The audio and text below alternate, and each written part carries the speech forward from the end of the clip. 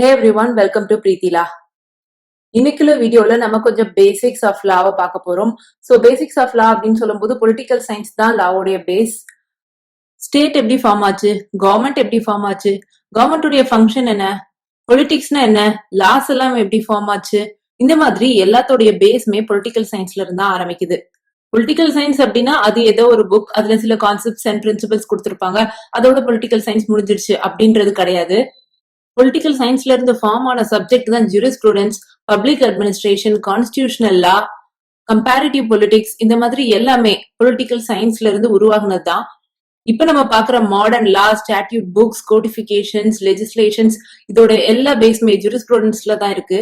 Public administration அப்படின்னு சொல்லும் போது நம்மளுடைய எக்ஸிகியூட்டிவ் பிரான்ச், அதாவது அட்மினிஸ்ட்ரேட்டிவ் பிரான்ச் இருக்குல்ல, அவங்க ஃபங்க்ஷன் ஆகிறதோடைய எல்லா பேசிஸ்மே பப்ளிக் அட்மினிஸ்ட்ரேஷன் கீழே தான் நம்ம படிப்போம். கான்ஸ்டிடியூஷன் லா பத்தி சொல்லவே வேண்டாம், it's the mother of all laws in India. Comparative பொலிட்டிக்ஸ்னு சொல்லும் போது நம்மளுடைய கவர்மெண்ட், நம்மளுடைய ஸ்டேட் எப்படி ஃபங்க்ஷன் ஆகுது அதை பத்தி படிச்சுட்டு, அண்ட் அது கூட மத்த கவர்மெண்ட்ஸ் எல்லாம் எப்படி ஃபார்ம் ஆச்சு, மத்த கண்ட்ரீஸ்ல அவங்களுடைய கவர்மெண்ட் ஃபங்க்ஷன்ஸ் எப்படி இருக்கு, அவங்களோட கவர்மெண்டோடைய பிரான்ச்சஸ் என்ன, இந்த மாதிரியான எல்லா விஷயங்களுமே கம்பேரிட்டிவ் பொலிட்டிக்ஸ்ல படிப்போம். அண்ட் இதை விட அதிகமான ஸ்கோப் தான் பொலிட்டிக்கல் சயின்ஸ்க்கு இருக்கு. ஸோ பொலிட்டிக்கல் சயின்ஸை பேசிஸா வச்சுதான் மிச்சம் எல்லா லாஸ்மே டெவலப் ஆச்சு. ஸோ பொலிட்டிக்கல் சயின்ஸோட பேஸ் தெரியாம நம்ம மிச்ச சப்ஜெக்ட படிச்சோம் அப்படின்னு சொன்னா இட்ஸ் நாட் ஒர்த் வைல். இதுக்கு கீழே நம்ம படிக்கக்கூடிய கான்செப்ட்ஸ் எல்லாம் காம்படிட்டிவ் எக்ஸாம்ஸ்க்கு கூட ரொம்ப ஹெல்ப்ஃபுல்லா இருக்கும். லாவை பெட்டரா அண்டர்ஸ்டாண்ட் பண்ணிக்கிறதுக்கு கண்டிப்பா ரொம்ப பெட்டரா ஹெல்ப்ஃபுல்லா இருக்கும். ஸோ அதனால லிசன் கேர்ஃபுல்லி. லானா என்னன்னு பாக்குறதுக்கு முன்னாடி பொலிட்டிக்கல் சயின்ஸ் அப்படின்னா என்னன்ற பேஸ பார்த்துட்டு வந்துடலாம். Politics, political science, political theory, political philosophy, இந்த எல்லா வார்த்தைகளும் கிட்டத்தட்ட ஒரே மீனிங் தான் உண்டு. ஃபாதர் ஆஃப் பொலிட்டிக்கல் சயின்ஸ் அப்படின்னு அரிஸ்டாட்டில சொல்றாங்க. இவர் தான் ஃபர்ஸ்ட் பொலிட்டிக்ஸ் அப்படின்ற டேர்மை யூஸ் பண்ணிருப்பாரு. அவர் எழுதின புக்கோட டைட்டில் பேரு தான் பொலிட்டிக்ஸ். அண்ட் இந்த புக்ல தான் அவர் ஃபர்ஸ்ட் பொலிட்டிக்ஸ் அப்படின்ற டேர்மை யூஸ் பண்ணிருப்பாரு. பொலிட்டிக்ஸ்ன்ற டேர்ம் கிரீக் வேர்ட்ல இருந்து டிரைவ் ஆனது. கிரீக்ல அதை என்னன்னு சொல்லுவாங்கன்னா போலிஸ், அதுக்கு அர்த்தம் சிட்டி ஸ்டேட், விச் மீன்ஸ் அதாவது ஒரு ஸ்டேட் இருக்கு, அந்த ஸ்டேட்டோட டெரிவேட்டிவ்ஸ் தான் அந்த ஸ்டேட்குள்ள இருக்கிற மக்கள் அண்ட் அந்த மக்களை கவர்ன் பண்ற அந்த கவர்மெண்ட். ஸோ அங்க நடக்கிற பொலிட்டிக்ஸ், இதெல்லாம் தான் இதுக்கான அர்த்தம் சிட்டி ஸ்டேட். பொலிட்டி அப்படின்ற டேர்ம் கூட கிரீக்ல இருந்து தான் எடுக்கப்பட்டது. கிரீக்ல இதை என்னன்னு சொல்றாங்கன்னா பொலிட்டீஷியா அப்படின்னு சொல்றாங்க. அதுக்கு அர்த்தம் government or constitution. Aristotle political science என்னன்னு சொல்றாருன்னா ஸ்டடி ஆஃப் ஸ்டேட். ஒரு கவர்மெண்ட், ஒரு ஸ்டேட் எப்படி ஃபங்க்ஷன் ஆகுது அதை பத்தின படிப்பு தான் பொலிட்டிக்கல் சயின்ஸ் அப்படின்னு சொல்றாரு. பொலிட்டிக்கல் சயின்ஸ்க்கு டெஃபினேஷன் எடுத்துக்கிட்டோம் அப்படின்னா இதுக்கு கிளாசிக்கல் இல்லைன்னா ட்ரெடிஷனல் டெஃபினேஷன் இருக்கு. அண்ட் இப்போ நம்ம மாடர்ன் ஸ்டேட்ல நம்ம மாடர்னா என்ன டெஃபினேஷன் இதுக்கு கொடுத்துருக்கோம் அப்படின்னு ரெண்டு விதமா அதோடைய டெஃபினேஷன்ஸை கிளாசிஃபை பண்ணலாம். கிளாசிக்கல் டெஃபினேஷன்ல என்ன சொல்லுவாங்க அப்படின்னா பொலிட்டிக்ஸ் அப்படின்றத ஒரு ஸ்டேட், ஒரு கவர்மெண்ட் அப்படின்ற மாதிரி தான் டிஃபைன் பண்ணிருப்பாங்க. மாடர்ன் டெஃபினேஷன் எடுத்துக்கிட்டோம் அப்படின்னா மாடர்ன் டெஃபினேஷன்ல பொலிட்டிக்ஸ் என்னன்னு சொல்லுவாங்கன்னா ஒரு பவர், ஒரு ஹையர் அத்தாரிட்டி, அண்ட் அந்த ஹையர் அத்தாரிட்டி மக்களை எப்படி கவர்ன் பண்றாங்க, மக்களை எப்படி ரூல் பண்றாங்க, நாட்டுல இருக்கிற வளங்கள் எல்லாம் மக்களுக்கு எப்படி ஸ்பிளிட் பண்ணி கொடுக்குறாங்க, இந்த மாதிரியான டெஃபினேஷன்ஸ் தான் மாடர்ன் கான்செப்ட்ல நம்ம பாக்குறோம். இப்ப நம்ம லானா என்னன்னு பார்க்கலாம், லாவுடைய மீனிங் என்னன்னு பார்க்கலாம், லாவுடைய சோர்சஸ் என்ன, லாஸோடைய கைண்ட்ஸ் என்ன, இந்த மாதிரி விஷயங்கள் எல்லாம் இப்ப நம்ம பார்ப்போம். லா அப்படின்ற டேர்ம் வந்து it's derive from old Teutonic word lag அப்படின்ற வார்த்தையில இருந்து எடுத்ததுதான் லா. அதோடைய அர்த்தம் ஏதோ ஒரு விஷயம் பிக்ஸ்டா, ஈவனா அப்படியே இருக்கிறது பேர் தான் லா அப்படின்னு சொல்றாங்க. லாட்டின்ல இதை என்னன்னு சொல்றாங்கன்னா ஜஸ் அப்படின்னு சொல்றாங்க, JUS. இதுக்கு அர்த்தம் பாண்ட் ஆர் டை அப்படின்னு சொல்றாங்க. பொலிட்டிக்கல் சயின்ஸ்ல நம்ம லான்ற டேர்மை எப்படி யூஸ் பண்றோம் அப்படின்னா லா அப்படின்றது ஒரு பாடி ஆஃப் ரூல்ஸ் அண்ட் அது மக்களுடைய ஆக்ஷனை கைட் பண்றதுக்கு இருக்கு அப்படின்னு நம்ம பொலிட்டிக்கல் சயின்ஸ்ல லா அப்படின்ற டேர்மை யூஸ் பண்றோம். அதாவது மக்கள் அவங்க இஷ்டத்துக்கு நடக்காம ஒரு பாடி ஆஃப் ரூல்ஸ் இருக்குல்ல, அந்த பாடி ஆஃப் ரூல்ஸ் தான் லா. சோ இதை ஃபாலோ பண்ணி நடக்கணும் மக்கள் அப்படின்னு சொல்றதுதான் லா அப்படின்ற மீனிங் நம்ம பொலிட்டிக்கல் சயின்ஸ்ல யூஸ் பண்றோம். இப்போ நம்ம சோர்சஸ் ஆஃப் லா பார்க்கலாம்.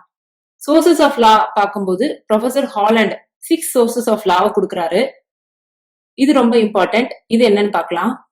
முதல்ல இவர் சொல்ற source custom R usage. Customs அப்படின்னு சொல்லும் போது இதுதான் ஏர்லியஸ்ட் ஃபார்ம் ஆஃப் லா. இப்போ ஒரு ஃபேமிலி இருக்கு, அந்த ஃபேமிலி மெம்பர்ஸ்குள்ள யாருக்காவது டிஸ்பியூட் ஆச்சு, ஒரு ப்ராப்ளம் ஆயிடுச்சு அப்படின்னு சொன்னா அந்த ஃபேமிலியோட எல்டஸ்ட் மெம்பர் அந்த ப்ராப்ளத்தை சால்வ் பண்ணி வைப்பாரு. இது ரொம்பவே பிரிமிட்டிவ் சொசைட்டில நம்ம பார்த்த கான்செப்ட். சோ இந்த மாதிரி விஷயங்கள் எல்லாம் எழுதி வைக்கப்பட்டிருக்காது. பட் இந்த மாதிரி விஷயத்த காலகாலமா பிராக்டிஸ் பண்ணிட்டு வந்ததுனால அது லா அப்படின்ற ஒரு ஃபோர்ஸ்க்கு வந்திருக்கும். ரொம்ப வருஷ காலமா இதை பிராக்டிஸ் பண்ணி அண்ட் கண்டினியூஸா பிராக்டிஸ் பண்ணும்போது அது கஸ்டம் ஆர் யூசேஜ் அப்படின்ற கான்செப்ட சொல்லுவாங்க. அதாவது அதுக்கு லா அப்படின்ற ஃபோர்ஸ் கிடைக்கும். இப்படி கொஞ்சம் கொஞ்சமா டெவலப் ஆனதுதான் கஸ்டம்ஸ். அடுத்த சோர்ஸ் இவர் என்னன்னு சொல்றாருன்னா ரிலீஜியனா சொல்றாரு. சோ ரிலீஜியன் சொல்லும் போது ரிலீஜியஸ் கான்செப்ட்ஸ், ரிலீஜியஸ் ஐடியாஸ் எல்லாம் இதுக்குள்ள இருக்கும். இதுக்கு டிவைன் இன்ஸ்பிரேஷன் இருக்கும். அதாவது கடவுளால சொல்லப்பட்ட ஒரு விஷயத்த மக்கள் ஃபாலோ பண்ணணும் அப்படின்ற மாதிரியான கான்செப்ட் எல்லாம் ரிலீஜியன் கீழே உண்டு. இப்போ அந்த ஊர்ல இருக்கிற மக்களுக்கு எல்லாம் அவங்களுக்கு நடுவுல ஏதோ ஒரு பிரச்சனை வந்துச்சு அப்படின்னா அந்த சொசைட்டில இல்லைன்னா அந்த ஏரியாவில ஒரு ஹெட்மேன் அப்படின்னு இருப்பாரு. அவருக்கு எல்லாம் தெரியும், அவர் ரொம்ப நாலேஜபிள் பர்சன் அந்த ஊர்ல அப்படின்னு மக்கள் நம்புவாங்க. அதனால மக்களுக்குள்ள எந்த ப்ராப்ளம் வந்தாலும் சரி அதை அந்த பர்சன் கிட்ட தான் எடுத்துட்டு போவாங்க. அவர் ஒரு ஜட்ஜா ஆக்ட் பண்ணி அவங்களுடைய ப்ராப்ளத்தை சால்வ் பண்ணி வைப்பாரு. ரிலீஜியஸ் பேசிஸா இதை பார்க்கும்போது அவர் யூஸ்வலி ஒரு பிரீஸ்டா இருக்கலாம், ஒரு ரிலீஜியஸ் குருவாலாம் இருக்கலாம். ஒரு மதத்தை எடுத்துக்கிட்டோம்னு சொன்னாலும் அவங்க மதத்துல கூட நிறைய லாஸ் உண்டு. அதை அவங்க எழுதி வச்சிருப்பாங்க. சோ அதுக்கு பின்னாடி வர ஜெனரேஷன்ஸ் அதை பார்த்து ஓகே இதுதான் நம்மளுடைய ரிலீஜனுக்கான லா, இதை நம்ம ஃபாலோ பண்ணணும் அப்படின்னு அவங்க கத்துப்பாங்க. சோ ரிலீஜன் கீழே லாவை கோடிபிகேஷன் பண்ணிருப்பாங்க, எழுதப்பட்ட சட்டங்கள் இருந்தது. இதுக்கு சில எக்ஸாம்பிள்ஸா மனுஸ்மிருதி சொல்லலாம், அர்த்த சாஸ்திராவை சொல்லலாம். அர்த்த சாஸ்திரான்னு சொல்லும் போது அதோடைய அர்த்தமே சயின்ஸ் ஆஃப் பொலிட்டிக்ஸ் தான். குரான், ஷாரியா, நியூ டெஸ்டமெண்ட் இதெல்லாம் இதுக்கான எக்ஸாம்பிள்ஸ். இந்த மாதிரி விஷயங்கள் எல்லாம் கடவுளே மக்களுக்கு சொல்லிட்டு போனதா நம்பப்படுது. Third source adjudication or judicial decisions. இதுதான் நம்ம மாடர்ன் கான்செப்ட்ல பிரசிடென்ஸ் அப்படின்னு சொல்லுவோம். இதுக்கு அர்த்தம் முன் தீர்ப்புகள். முதல்ல நம்ம பார்த்தோம் ஒரு ஃபேமிலிக்குள்ள இருக்கிற மெம்பர்ஸ்க்கு மட்டுமே ப்ராப்ளம் வந்துச்சு அப்படின்னா அதை யார் சால்வ் பண்றான்னு பார்த்தோம். இப்போ ஒரு சொசைட்டில இருக்கிற நிறைய மக்களுக்குள்ளே ப்ராப்ளம் வந்துச்சு, அவங்களுக்குள்ள ஏதோ ஒரு டிஸ்பியூட் அப்படின்னு சொன்னா அப்போ யார் சால்வ் பண்றா அப்படின்னு சொல்லி பார்த்தோம். இப்போ ஒரு குரூப் ஆஃப் மக்கள் இருக்காங்க அண்ட் இன்னொரு குரூப் ஆஃப் மக்கள் இருக்காங்க. இதுல ஒரு குரூப் ஒரு டைப் ஆஃப் லாஸ் ஃபாலோ பண்றாங்க, அவங்களுக்கான ஒரு கஸ்டம் அந்த மாதிரி வச்சிருக்காங்க. அண்ட் இன்னொரு குரூப்பும் அதே மாதிரி தான், அவங்களுக்கான கஸ்டம்ஸ், அவங்களுக்கான கல்ச்சர் அப்படி எல்லாம் அவங்க தனித்தனியா வச்சிருக்காங்க. இப்போ இந்த ரெண்டு குரூப்ஸ்குள்ளயும் ப்ராப்ளம் வந்துச்சு அப்படின்னா அதை எப்படி சால்வ் பண்ணிருப்பாங்க? அவங்களுக்கு லாவா என்ன இருந்திருக்கும்? ஏன்னா இந்த மாதிரி ரெண்டு குரூப்புக்கும் ப்ராப்ளம் வருதுன்னு சொல்லும் போது ஒரு காமன் ஹெட்மேனால இவங்கள சால்வ் பண்ணி வைக்க முடியாது. ஏன்னா ஒரு காமன் ஹெட்மேன் அந்த ஒரு சொசைட்டில இருந்து மட்டும் வந்திருந்தாரு, அந்த ஒரு குரூப்ல இருந்து மட்டுமே அவர் எடுக்கப்பட்டிருந்தாரு அப்படின்னு சொல்லும் போது அவர் என்ன சொன்னாலும், அவர் சொல்றது சரியாவே இருந்தாலும் சரி, இன்னொரு குரூப் மக்கள் நினைப்பாங்க இவர் ஒருத்தங்களுக்காவே ஃபேவரா பேசுறாரு அப்படின்னு தான் நினைப்பாங்க. சோ அதனால இந்த இடத்துல ஒரு காமன் லீடர் தேவைப்பட்டுச்சு. ஒரு காமன் லீடர் ரெண்டு குரூப்ஸ பத்தியும் தெரிஞ்சுட்டு ரெண்டு குரூப்ஸ்லயும் எந்த மாதிரியான லாஸ் அப்ளை பண்ணிருந்திருப்பாங்க, அவங்க என்ன மாதிரியான கல்ச்சர், கஸ்டம்ஸ், யூசேஜ் எல்லாம் வச்சிருந்திருப்பாங்க அப்படின்னு தெரிஞ்ச ஒரு காமன் பர்சன் ஹெட்டா இருந்தாதான் இவங்க ரெண்டு பேத்துக்குள்ள நடக்கிற ப்ராப்ளத்துக்கு சொல்யூஷன் சொல்ல முடியும். இந்த மாதிரி இவர் கொடுக்குற ஜட்மெண்ட்ஸ் எல்லாத்தையும் எழுதி கோடிஃபை பண்ணி வச்சுக்கிறாங்க. ஃபியூச்சர்ல இந்த மாதிரி ஏதோ ஒரு பிரச்சனை ரெண்டு குரூப்ஸ்க்கு நடுவுல வருது அப்படின்னு சொல்லும் போது இப்போ இந்த பிரசன்ட்ல இவர் என்ன டெசிஷன் கொடுத்தாரோ அதையே ஃபியூச்சர்ல அந்த கேஸ்க்கும் யூஸ் பண்றாங்க. இததான் நம்ம ஜுடிஷியல் டெசிஷன்ஸ் அப்படின்னு சொல்லுவோம். இதுக்கு கரெக்டான லீகல் டேர்ம் தான் பிரசிடென்ட். சோ இந்த மாதிரி எழுதி வச்ச அந்த கோடிபிகேஷன் தான் over a period of time eventually அத பிரசிடென்ட் அப்படின்னு சொல்றோம். அடுத்த சோர்ஸ் சயின்டிபிக் கமெண்ட்ரிஸ். இப்போ சொசைட்டி நாளாக ரொம்ப அதிகமா growth ஆகுது. சொசைட்டில நடக்கிற கிரைம்ஸும் இன்னும் காம்ப்ளிகேட்டட் ஆகுது. சோ மியர் கஸ்டம்ஸ் அண்ட் யூசேஜ வச்சு இதுக்கு சொல்யூஷன் சொல்ல முடியல. தப்பு பண்ணவங்களுக்கு சரியான தண்டனையை கொடுக்க முடியல.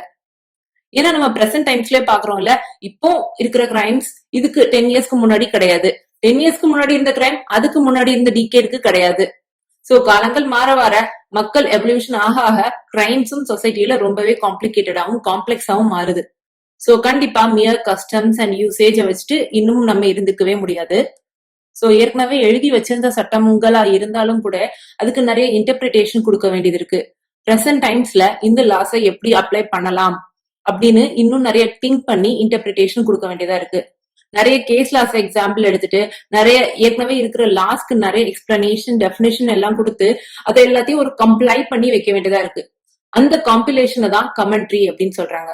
சோ இப்போ கமெண்ட்ரி கீழே ஒரு பிரின்சிபலா எடுத்துக்கிட்டோம் அப்படின்னா, அதுல ஒரு கிரைமை பத்தி சொல்றாங்க அப்படின்னு வச்சுக்கிட்டோம்னா அந்த கிரைம் பாஸ்ட்ல எப்படி டீல் பண்ணப்பட்டுச்சு, அதுக்கு என்ன இன்டர்பிரிட்டேஷன் இப்ப தேவைப்படுது, இதுக்கு ரிலேட்டடா என்னென்ன கேஸ் லாஸ் இருக்கு, இந்த மாதிரி எல்லா விஷயங்களையும் சேர்த்ததுதான் அந்த கமெண்ட்ரிக்குள்ள இருக்கும்.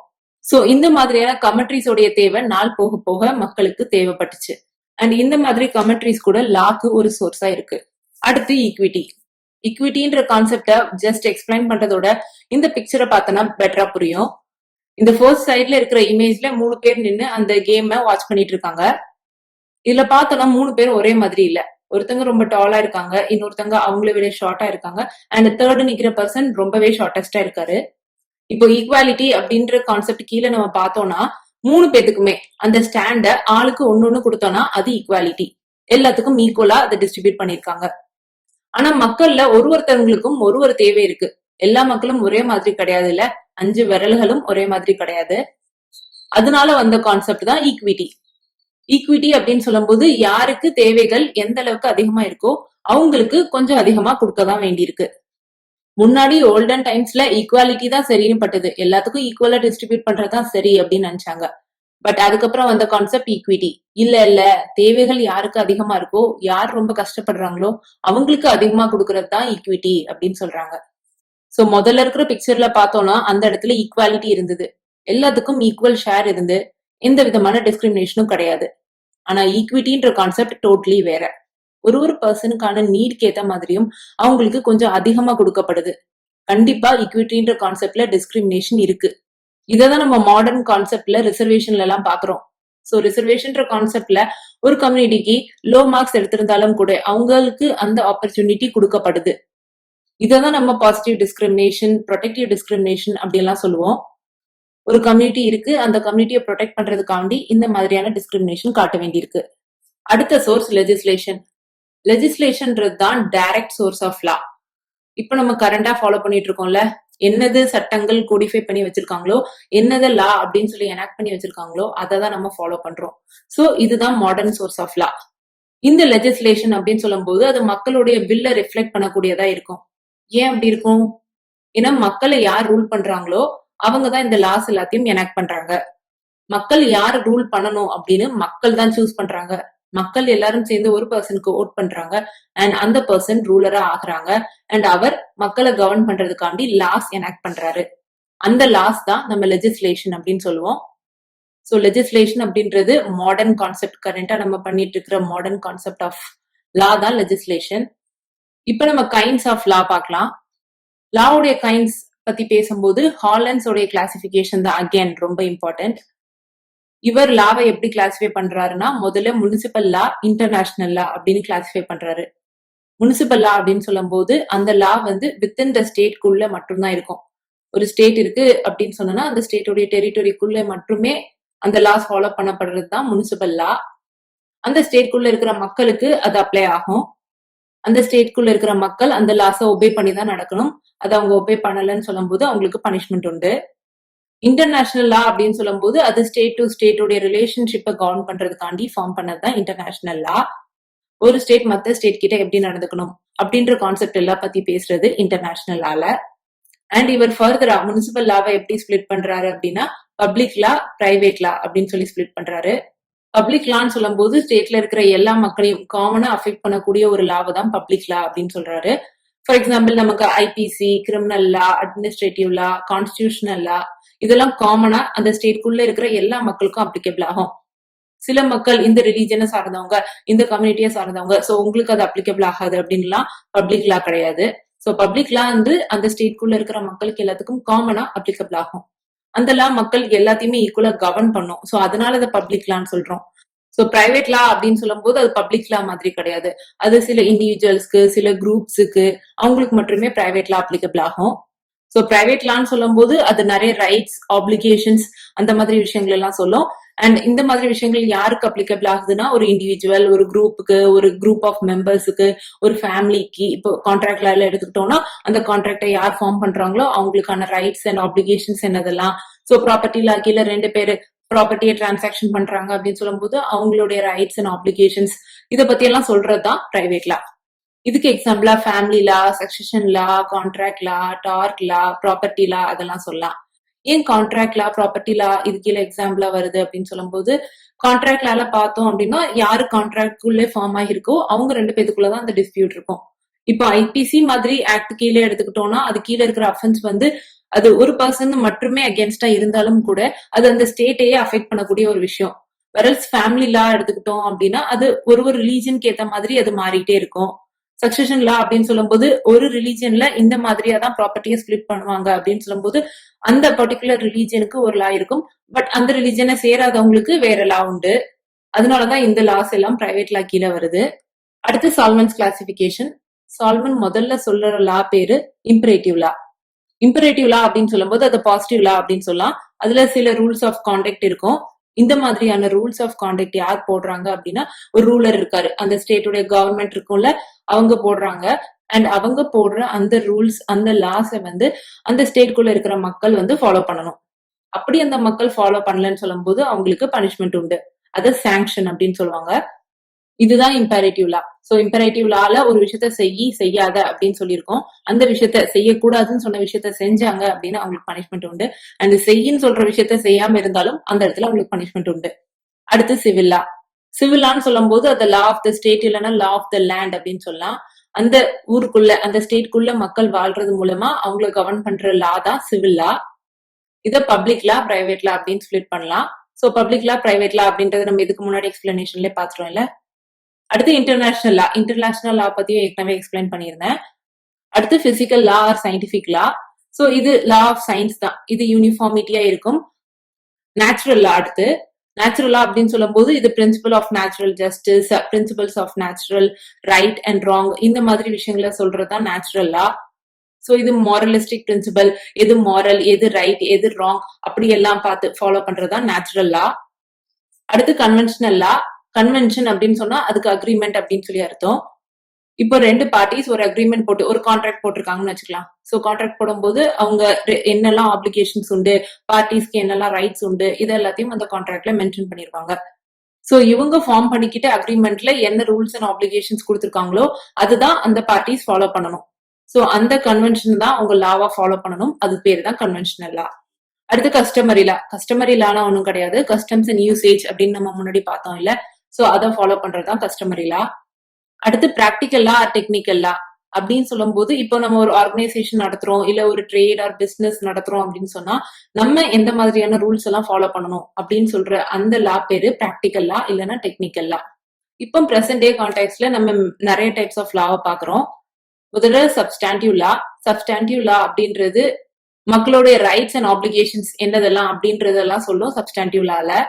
சப்ஸ்டாண்டிவ் லால மக்களுடைய ரைட்ஸ் அண்ட் ஆப்ளிகேஷன்ஸ் என்னதெல்லாம் அப்படின்னு சொல்லி கிரியேட் பண்ணி அது எப்படி எல்லாம் இருக்கு அப்படின்னு டிஃபைன் பண்ணி அதை ரெகுலேட் பண்றதுதான் சப்ஸ்டாண்டிவ் லா. இதுக்கு எக்ஸாம்பிள் கான்ட்ராக்ட் லா, ப்ராப்பர்ட்டி லா, ஐபிசி இதெல்லாம் சொல்லலாம். இந்த மாதிரி லாஸ்ல மக்களுக்கான ரூல்ஸ் என்ன, மக்களுக்கான ரெகுலேஷன்ஸ் என்ன அதெல்லாம் சொல்லியிருப்பாங்க. இதை மக்கள் வயலேட் பண்ணக்கூடாது. இந்த மாதிரி லாஸ் தான் நம்ம சப்ஸ்டாண்டிவ் லா அப்படின்னு சொல்றோம். அடுத்து ப்ரொசீஜரல் லா. ப்ரொசீஜரல் லா அந்த பேரை வச்சு நம்ம அண்டர்ஸ்டாண்ட் பண்ணிக்கலாம். ப்ரொசீஜரல் லா அப்படின்னு சொல்லும் போது ஒரு விஷயம் நம்ம செய்யணும்னு நினைக்கிறோம் அப்படின்னா நம்ம எந்த மாதிரியான ப்ரொசீஜர்ஸ் எல்லாம் ஃபாலோ பண்ணணும் அப்படின்னு சொல்றதுதான் ப்ரொசீஜரல் லா. இதுக்கு எக்ஸாம்பிளா சிபிசி, சிஆர்பிசி இதெல்லாம் சொல்லிடலாம். சிபிசி, சிஆர்பிசில பார்த்தோம் அப்படின்னா கோர்ட்ல நம்ம எப்படி எல்லாம் கேசஸ் ஃபைல் பண்ணணும், எப்படி எல்லாம் நடத்தணும், அதோடைய ஸ்டேஜஸ் என்னதெல்லாம், அதோடைய முடிவுல நம்ம என்ன செய்யணும், இந்த மாதிரி விஷயங்கள் எல்லாம் தான் சிபிசி, சிஆர்பிசில சொல்லியிருப்பாங்க. சோ இதெல்லாம் எக்ஸாம்பிள்ஸ் ஆஃப் ப்ரொசீஜரல் லா. அடுத்து பப்ளிக் லா. இதுவும் இதுக்கு முன்னாடி எக்ஸ்பிளனேஷன்ல பார்த்த மாதிரி தான். சோ அந்த கண்ட்ரிக்குள்ள இருக்கிற மக்களுக்கு எல்லாத்துக்கும் இது காமனா அப்ளிகபிள் ஆகும். பிரைவேட் லான்னு சொல்லும் போது அது பிரைவேட் இண்டிவிஜுவல்ஸ், பிரைவேட் குரூப்ஸ் மட்டுமே அஃபெக்ட் பண்ணக்கூடிய லாவா இருந்தா அது பிரைவேட் லா. அண்ட் இந்த பிரைவேட் லா அந்த பர்டிகுலர் இண்டிவிஜுவல்ஸ் அண்ட் பர்டிகுலர் குரூப்ஸை மட்டுமே அது கவர்ன் பண்ணும். கிரிமினல் லான்னு சொல்லும் போது நம்ம நாட்டுல நடக்கிற அஃபென்சஸ் எல்லாமே கிரிமினல் லா கீழே கவர் ஆகும். கிரைம் அப்படின்னு சொன்னா அது ஒரு தனி பர்சனுக்கு மட்டும் நடக்கக்கூடிய விஷயம் கிடையாது, அது அந்த ஸ்டேட்டுக்கே அகேன்ஸ்டா நடக்கக்கூடிய விஷயம் தான் கிரைம். அதனாலதான் கிரிமினல் கேசஸ்ல ஸ்டேட் ஒரு பார்ட்டியா இருக்கும். அஃபென்சஸ்ன்னு சொல்லும் போது அது பாடி அஃபெக்ட் பண்ணலாம், ப்ராப்பர்ட்டி அஃபெக்ட் பண்ணலாம், ஒருத்தருடைய ரெப்யூட்டேஷனை கூட அஃபெக்ட் பண்ணக்கூடிய விஷயம் தான் கிரிமினல் லா. சிவில் லான்னு சொல்லும் போது மக்களுக்கு நிறைய ரைட்ஸ் அண்ட் டியூட்டிஸ் இருக்கு. சோ இந்த ரைட்ஸ் அண்ட் டியூட்டிஸ் எந்த விஷயங்கள் எல்லாம் அஃபெக்ட் பண்ணுதோ அதெல்லாம் சிவில் லா கீழே வரும். ஒருத்தங்களுக்கு இந்த ரைட் இருக்கு அப்படின்னு சொன்னாங்கன்னா அது மத்தவங்களுக்கு எல்லாம் டியூட்டி. சோ இவங்களுடைய ரைட்டை இன்னொருத்தங்க இன்ஃப்ளூயன்ஸ் பண்ணும்போது சோ அந்த இடத்துல அவங்க ஆன்சர் சொல்லணும். இந்த மாதிரி விஷயங்கள் எல்லாம் டீல் பண்றது சிவில் லா. முனிசிபல் லா இதுக்கு முன்னாடியே பார்த்த மாதிரி தான். அந்த ஸ்டேட்குள்ள இருக்கிற மக்களுக்கு அந்த ஸ்டேட் இம்போஸ் பண்ண லா தான் முனிசிபல் லா. இன்டர்நேஷனல் லா நிறைய கண்ட்ரிஸ் எல்லாத்தையும் கவர்ன் பண்ணும். அடுத்து காமன் லா. காமன் லா அப்படின்னா இங்கிலீஷ் லான்னு சொல்லலாம். இங்கிலாந்துல ஜுடிஷியல் டெசிஷன்ஸ்ல இருந்து டெவலப் ஆனதுதான் காமன் லா.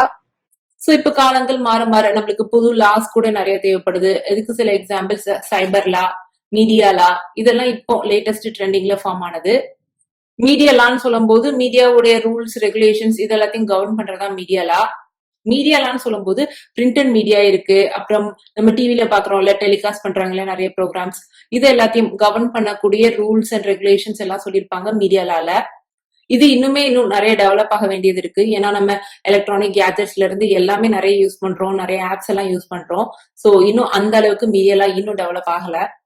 சோ இப்படி பிரசன்ட் டே கான்டெக்ட்ல நிறைய லாஸ் நம்ம சொல்லிட்டே போகலாம். So that's it for this video, guys. I hope you liked it. So don't forget to subscribe to my channel. So இந்த வீடியோ பத்தி நீங்க என்ன நினைக்கிறீங்க அப்படின்னு கமெண்ட்லயே போடுங்க. அடுத்த வீடியோல உங்களை பார்க்கறேன். Bye.